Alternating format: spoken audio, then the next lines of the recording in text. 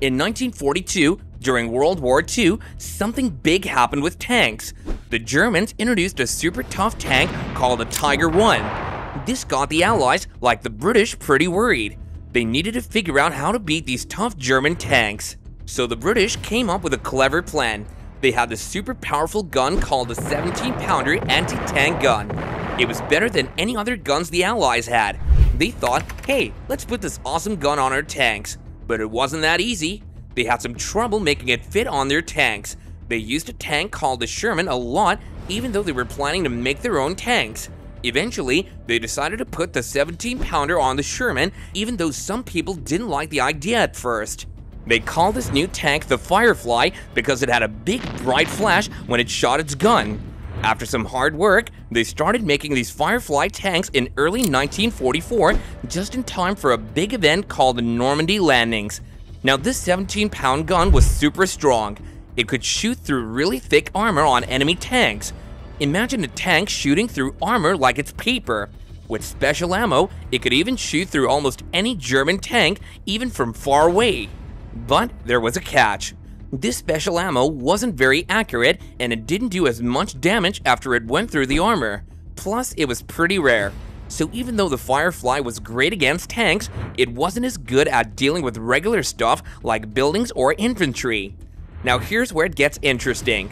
The Firefly came just in time for a big battle in Normandy. By May 31st, 1944, they had 342 Fireflies ready for action. This was important because the Allies started realizing that the Germans had more tough tanks than they thought, like the Panther. But here's the twist. Most of the German tanks in Normandy weren't Panthers or Tigers. They were other tanks that the regular Sherman tanks could handle. So the Firefly was the secret weapon against the really tough tank.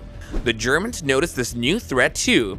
They might have even told their tank crews to go after the Fireflies first, but we're not sure about that. The Firefly crews were smart. They didn't want to get picked off, so they painted the front of their long gun barrels white on the bottom or white with dark green on top. They made their tanks look like regular Shermans, which had shorter barrels. Before battles, commanders would look for good spots for the Fireflies to hide and shoot from. During battles, the Fireflies would stay back and protect the regular Shermans. They'd only move up when it was safe, and guess what? The Fireflies did some amazing things in battle. One guy, Lieutenant G.K. Henry, took out 5 Panthers with just 6 shots. Another time, Sergeant Harris destroyed 2 Panthers in no time and then 3 more later on. In another big operation, the Fireflies even took down 5 Tiger tanks and their famous German commander Michael Wittmann. This was a huge deal. In an important battle, some special tanks called Fireflies from different groups like the 1st North Hamptonshire Yeomanry and the Sherbrooke Fusiliers Regiment went up against 7 tough Tiger tanks along with Panzer IV tanks and Stuke IV assault guns. And guess what?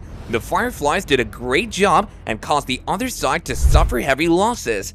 You see, these Fireflies had an advantage because they were faster and more agile than the Tiger tanks.